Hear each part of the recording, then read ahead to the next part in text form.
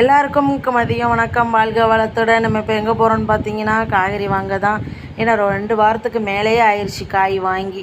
இருக்கிறத வச்சே சமாளித்து கொண்டு போயாச்சு. இன்றைக்கி காய் வாங்கலைன்னா நாளைக்கு சமையலே பண்ண முடியாது. வீட்டில் ஒரு காய் இல்லை, ஃப்ரிட்ஜு வெறுமையாக கிடக்கு அப்படின்ட்டு காய் வாங்கிட்டு வந்துடலாம் அப்படின்னு நானும் ஹஸ்பண்டும் கிளம்பி வந்துட்டோம் காய்கறி வாங்க.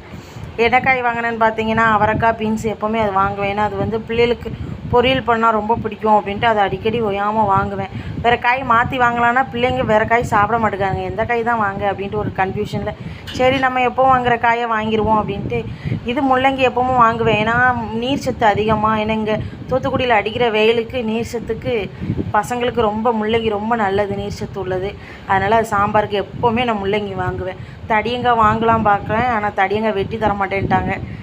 முழு காயாக தருவாங்களாம். முழு காய் எதுக்கு அவ்வளோ காய் அப்படின்ட்டு கேரட் எல்லாம் வாங்கிட்டு வந்தாச்சு. இது ஃபைத் ஃப்ரூட்ஸ் ஃப்ரீ டெலிவரி தான் பண்ணுறாங்க. இது ப்ரொமோஷன் வீடியோ கிடையாது. இந்த கடையில் தான் நான் எப்போவுமே பழங்கள் வாங்குவேன். எப்போவுமே அந்த கடையில் ஃப்ரெஷ்ஷாகவும் இருக்கும், பழங்கள் ஸ்வீட்டாகவும் இருக்கும். நல்லா இல்லை அப்படின்னா அந்த பழம் நல்லா இல்லைன்னு சொல்லிடுவாங்க. இது முடக்கத்தான் கிழங்கா என்னமோ சொல்லுவாங்க இதுக்கு பேர்.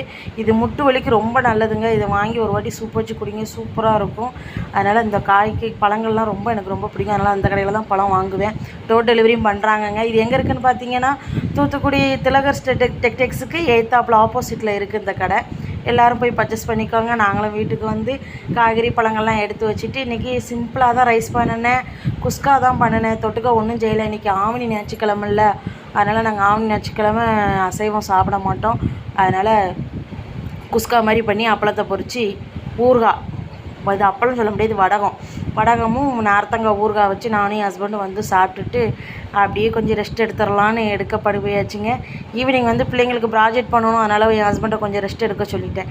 வீடியோ பிடிச்சிருந்தா லைக் பண்ணுங்கள், ஷேர் பண்ணுங்கள், சப்ஸ்கிரைப் பண்ணுங்கள், மெயினாக கமெண்ட் பண்ணுங்கள்.